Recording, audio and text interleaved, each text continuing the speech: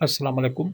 सिंध हुकूमत सिंध जी तरक़ी लाइ कहिड़ो किरदारु अदा कयो आहे ऐं अॼु जेकी हालात सिंध में सिहत ऐं तालीम जा आहिनि, इन्हनि जो ज़िमेदार केरु आहे? हक़ीक़ी जाइज़ो वठण लाइ असां दावत ॾिनी आहे मिस्टर सिंधी खे। जी मिस्टर सिंधी, तव्हांखे छा थो लॻे? साईं, तरक़ी लाइ किरदार जो जाइज़ो वठण लाइ सभ खां पहिरीं ही ॾिसणो पवंदो त सिंध हुकूमत जो सिंधी क़ौम सां कहिड़ो रवैयो रहियो आहे। छो त समाज में सुधारो फ़र्दनि ते मुश्तमिल हूंदो आहे ऐं तरक़ी लाइ पहिरीं क़ौम खे सुधारणो पवंदो आहे। क़ौम खे सुधारण जी शुरूआति बुनियादी सहूलियतनि खां कई वेंदी आहे, जंहिंमें तइलीम ऐं सिहत ॿ अहम सहूलियतूं आहिनि। हुकूमती किरदार जो जाइज़ो वठणो आहे त बसि इन्हनि ॿिनि शोबनि जो जाइज़ो वठो, हुकूमती किरदारु साम्हूं अची वेंदो। अच्छा, सिंध में तालीम ऐं सिहत जी छा पोज़ीशन आहे? सिंध में तइलीम जो जाइज़ो वठणो आहे त ॻोठनि जे प्राइमरी स्कूल में पंहिंजा ॿार पढ़ायो, ऐं जेकॾहिं सिहत जो जाइज़ो वठणो आहे त सरकारी इस्पतालनि मां इलाज करायो। ख़बर पइजी वेंदी। हुकूमत इन लाइ कोशिशूं करे पई न? साईं, बिल्कुलु करे पई, इन ॻाल्हि खां इनकार कोन्हे। पर हुकूमत जो पंहिंजी आवाम सां रवैयो बि ॾिसो न। हिते उस्तादनि सां कहिड़ो सलूक कयो वञे थो, हिकु आम माण्हू जी वैल्यू हुकूमत जे साम्हूं कहिड़ी आहे। इन्हनि सभु ॻाल्हियुनि जी निशानदेही कयो त हुकूमत जे कयल कोशिशुनि जो मयार साम्हूं अची वेंदो। समाजी कारकुन निसार बुल्लो यादि हूंदो तव्हांखे, जेको कैंसर जहिड़े मौज़ी मर्ज़ में मुब्तला आहे। जी जी, इन जे बारे में ॿुधो आहे, पर तफ़सील जी ख़बर कोन्हे। साईं, थी सघे थो मूं बि ग़लति ॿुधो हुजे, इन करे बहितर इहो ई थींदो तव्हां निसार अहमद बुल्लो खे वीडियो कॉल ते आणे सॼी हक़ीक़त मालूम करे वठो। जी बिल्कुलु। निसार बुल्लो साहिब, अस्सलाम वालेकुम। आऊं मिस्टर सिंधी लाइव प्रोग्राम मां ॻाल्हाए रहियो आहियां। तव्हांजी बीमारी जो ॿुधी ॾाढो अफ़सोस थियो। भेण शुक्रगुज़ार आहियां मिस्टर सिंधीअ जो, जंहिं मुंहिंजे लाइ आवाज़ उथारियो, जेको आवाज़ उथारे पियो मुंहिंजी हेल्प जे लाइ, मुंहिंजी ज़िंदगी बचाइण लाइ। लख लख थोरा मिस्टर सिंधी। अच्छा निसार भाउ, तव्हां पंहिंजी बीमारी जे बारे में थोरो ॿुधायो। अदा मूंखे 1 साल अवल जेको आहे तकलीफ़ थी पेट में। वो पहिरीं तकलीफ़ पोइ लोकल डॉक्टर खां वठी हितां हुतां फ़र्क़ु न पियो। पोइ पेटां ब्लीडिंग अचणु शुरू थी वई। उन खां पोइ मुख़्तलिफ़ डॉक्टर सां हेॾे होॾे बायोट्रिक कई, ॾाढी मतिलबु माना तमामु घणो खर्च कयो। ख़बर ई न पई, डायग्नोज कोन्हे को असां वटि लोकल एरियाज़ में, जीअं लाखड़ो थी वियो या अहिड़ा इलाइक़नि ते डायग्नोस आहे कोन को। बसि डॉक्टर आहिनि, दुखे दवा ॾींदा, लॻी ठीकु आहे, न लॻी दल बाबा। 6-7 महीना ईअं ई मूं लोड़ियो बिना कंहिं डायग्नोस जो। पोइ CMS रावलपिंडी में हुते डायग्नोस करायो।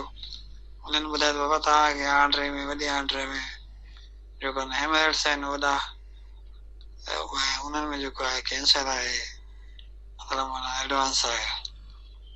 उन खां पोइ मतिलबु माना तकलीफ़ जेका आहे मुसलसल वधंदी वई, ऐं हेमरेट्स जेके आहिनि उहे मतिलबु वधंदा विया। पायखाने में तकलीफ़, वेहण उथण में तकलीफ़, निंड आराम मतिलबु हुन में सफ़ा घटिताई, मानी खाइण बंदि थी वई, रत थियण बंदि थी वई, बिल्कुलु कमज़ोरी, ब्लीडिंग अचणु वग़ैरह, इहो मतिलबु महसूसु हलंदो रहियो।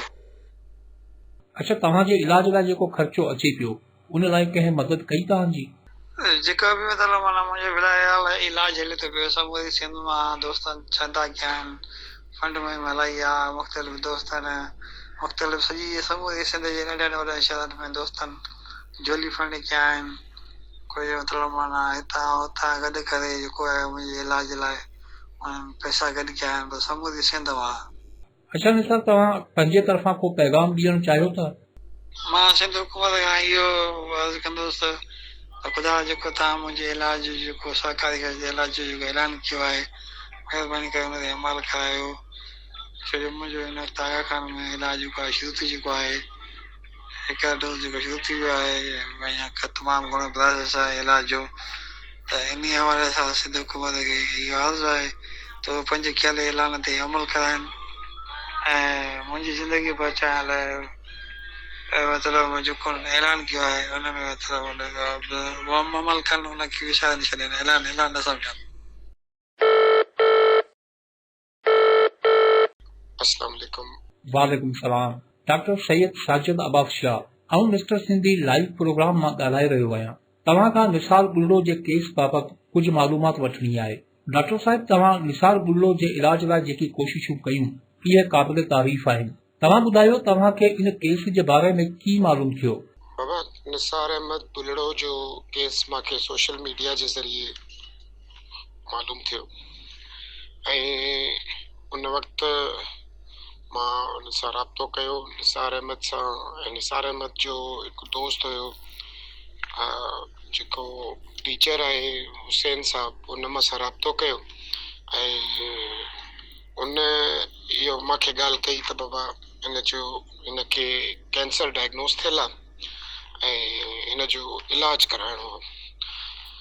पोइ मां उन्हनि खे सजेस्ट कयो त बाबा आगा खान यूनिवर्सिटी में असां वटि काफ़ी सुठा डॉक्टर्स आहिनि जिते तव्हांजी केमोथेरेपी वग़ैरह थी सघे थी ऐं सुठो बहितर इलाज थी सघे थो। छो जो मां काफ़ी पहिरियां बि 3-4 पेशेंट्स एडमिट थिया आहिनि उते, सुठो रिकवर थी विया आहिनि। अच्छा डॉक्टर साहब, हिन वक़्तु निसार जी कंडीशन जे बारे में थोरो ॿुधायो। त हिन वक़्तु जेका निसार जी जेका कंडीशन आहे उहो हिनखे स्टेज 4 आहे। हिन वक़्तु स्टेज 4 ताईं पहुची वियो आहे। मुख़्तलिफ़ जेके आहिनि डॉक्टर्स जो इलाज थियो आहे, मुख़्तलिफ़ जॻहुनि खां मुख़्तलिफ़ इलाज थिया आहिनि, कोई बि प्रॉपर इलाज न थियो हुयो। सपोर्टिव ट्रीटमेंट हले पई उनजी उन वक़्तु, जंहिं उनखे वधीक बिगाड़े छॾियो केस खे ऐं उहो स्टेज 4 ताईं पहुची वियो। इवन CMH रावलपिंडी हुजे या ॿिया हुजनि, पर कोई बि उनखे सही तरीक़े सां डायग्नोस न करे सघियो त ही कहिड़े क़िस्म जी कैंसर आहे। सर, छा हिन वक़्तु कंडीशन में कुझु बहितरी आई आहे? हिन वक़्तु ईअं सम्झो त 10% रिकवर थी वियो आहे। 10% जेका आहे इम्प्रूवमेंट आहे, पर अञा हिकिड़ो लंबो मरहलो 90% अञा रहे थो, जंहिंजो ट्रीटमेंट हिनखे कंप्लीट कराइणो आहे। अच्छा सर, तव्हां वटि जॾहिं निसार जो केस आयो उन वक़्तु तव्हां कहिड़ा स्टेप वरिता? निसार अहमद जो केस जॾहिं असां वटि आयो ख़ादमीन इंसानियत सोशल सर्विसिस में, त उन वक़्तु असां आगा खान हॉस्पिटल जे डॉक्टरनि सां ॻाल्हायो ऐं उन्हनि असांखे ख़ातिरी ॾियारी त बाबा हिन जो ट्रीटमेंट असां करे सघूं था। ऐं पोइ उतां असां उनजो इनिशियल जेका ट्रीटमेंट हुई उहा स्टार्ट कराई ऐं शुरूअ में उनखे एडमिट करायो छो जो उनखे डेंगी हुयो।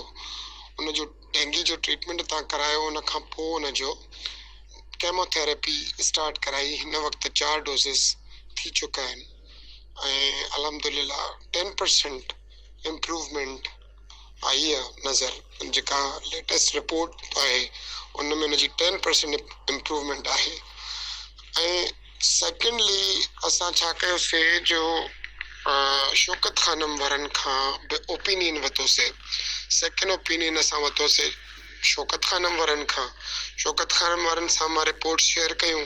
हुननि पंहिंजी हिकिड़ी मीटिंग जेका आहे, जेके स्पेशलिस्ट आहिनि उन्हनि जी हिकिड़ी बोर्ड कॉल कई ऐं उन में हुननि हिन केस खे डिस्कस कयो। डिस्कस करण खां पोइ हू इन नतीजे ते पहुता त बाबा ही काफ़ी हद ताईं एडवांस थियल आहे केस ऐं हिन केस खे असां डील नथा करे सघूं। जिते हिन जी ट्रीटमेंट हले पई उते ई हिन जी तव्हां कंटिन्यू करायो या कंहिं बहितर जॻह ते हिन जी ट्रीटमेंट करायो। पोइ आगा खान हॉस्पिटल जी जेका ट्रीटमेंट आहे उनजी कॉस्ट जेका आहे उहा हद खां वधीक आहे ऐं कंहिं बि हिकिड़े आम माण्हू जे वस जी ॻाल्हि न आहे। पोइ असां राब्तो कयोसीं CM सिंध सां, चीफ सेक्रेटरी सां ऐं गवर्नर सां। इन्हनि टिनी खे मां ईमेल्स कयूं ऐं जेको हिननि जे ऑफिसिस में मां एप्लीकेशन्स मोकिलियूं। पोइ उन्हनि मां गवर्नर सिंध साहब जेको आहे उहो महिरबानी कई ऐं ही केस हुन किरण हॉस्पिटल में रेफर कयो। किरण वारनि मां सां ॻाल्हायो। किरण वारनि असांखे इहा मजबूरी ज़ाहिर कई त बाबा आगा खान हॉस्पिटल जी ट्रीटमेंट असां अफोर्ड न कंदासीं। सिंध गवर्नमेंट या गवर्नर ऑफिस या जेको बि आहे उहे आगा खान जी ट्रीटमेंट न कराईंदा। बाक़ी तव्हां केस खे किरण हॉस्पिटल में मोकिलियो ऐं उनखे पेशेंट खे उते एडमिट करायो, उते जेको बि थींदो उहो टोटल फ्री ऑफ कॉस्ट थींदो। ऐं उन जूं जेके बि टेस्टूं आहिनि, जेके बि केमोथेरेपी जा डोज़िस आहिनि या रेडिएशन आहे, उहो हर शइ जेका आहे हुनजी फ्री में थींदी। साईं हिते पंहिंजी सियासत चमकाइण ऐं नंबर ठाहिण लाइ जेकी ऐलान कया वञनि था, अक्सर अहिड़ा ऐलान बेबुनियाद ऐं हक़ीक़त खां परे हूंदा आहिनि। इन्हनि ऐलाननि जे आसिरे अॼु बि हज़ारे माण्हू दरबदर आहिनि। किथे नौकरियुनि जा ऐलान हलनि था, किथे वज़ीफ़नि जा बयान हलनि था, पर इन्ही सिलसिले जो हक़ीक़ी आईनो ॿुधाए थो त आसिरनि जी आड़ में सिर्फ़ सियासतदान हलनि था। ज़िंदगी जी जंग विढ़ंदड़ इंसान बि इन्हनि लाइ मज़ाक़ आहे। कैंसर जहिड़ो मर्ज़ बि इन्हनि लाइ आम आहे। लाइलाज बीमारियुनि में मुब्तला माण्हुनि खे बि इहे सिर्फ़ दिलासनि ते हलाइनि था ऐं पंहिंजो मामूली चेकअप बि लंडन या अमरीका मां कराइनि था। साईं निसार बुढ़ड़ो जी हुकूमत मदद न कई, इन जो ॾुख नाहे, छो त अहिड़ी उम्मीद रखण बि अजाई आहे। पर सवाल ही आहे, जॾहिं कुझु अज़ीम माण्हुनि फंडिंग मुहिम हलाए, पंहिंजी महिनत पाण इनखे नई ज़िंदगी ॾियण जी कोशिश कई, त हुकूमत खे कहिड़ो हक़ आहे त हू कूड़ो बयान ॾेई इहा मुहिम बंदि कराए जीअण जी आख़िरी उम्मीद बि खसे वठे। अच्छा सिंधी, हुकूमत खे तव्हां कहिड़ो पैगाम ॾींदा?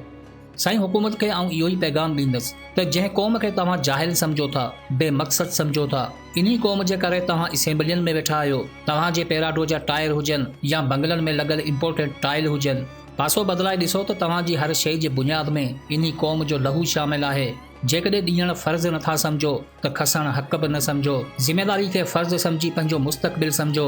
असीं मञूं था त असीं ग़रीब आहियूं, अबोझ आहियूं, मुफ़लिस आहियूं, पर ही तव्हांखे बि मञणो पवंदो त अहसास दिलि सां पैदा थींदा आहिनि, दौलत सां न।